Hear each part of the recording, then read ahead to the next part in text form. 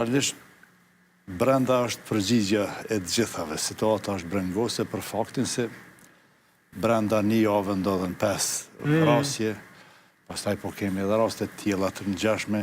te i kalim ligjit ose njerëz pe marrin drejtësinë individualisht në raport me mos respektimin e institucioneve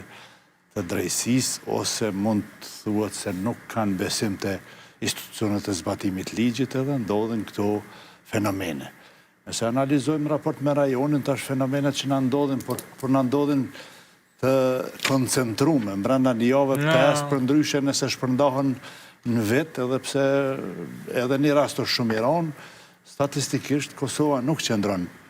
keq në këtë drejtim, por në aspektin reagues efikasiteti është i kënaqshëm, sidomos në disa rajone ku është mbuluar me kamera, siç është rasti i Prishtinës edhe disa qytete të tjera ku shkalla e zbulueshmërisë është shumë e lartë kohëve të fundit. Edhe nëse s'ka incidente çfarë ka në Evropë dhe në rajon, po flas vrasje masive në shkolla, po flas vrasje tipi çfarë patëm në Cetinje para 2-3 vjetëve, po flas incidente tjera të na kryesisht ka konflikte ndërmjet njerëzve dhe ndërmjet familjeve, a i shdash mu konsideru Kosova në përgjithësi vend ma i sigurt se sa rajoni, pashka që po thëmë ka ndodhë mrena javës edhe nashta dhe mediat e kanë frypak. Realisht, këtu duhet shtu edhe kultura e psikologjisë të dhunës që ekziston në kontinuitet, sidomos mungesa e edukimit, mungesa e punës në përshkolla, mungesa e programeve në media për të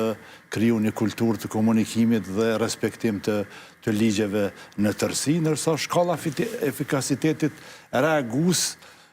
është e mirë dhe në këtë rrafsh komplimente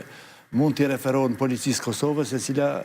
reagon me shkallë të lartë efikasitetit, qoftë në zbulueshmëri, qoftë në reagim në raste konkrete. Mirë po, në parandalim ose veprime proaktive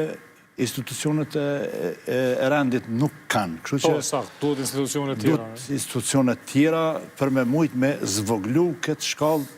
në rritje të shqetësimit publik për sigurim publike përgjithësi. Edhe për me vrati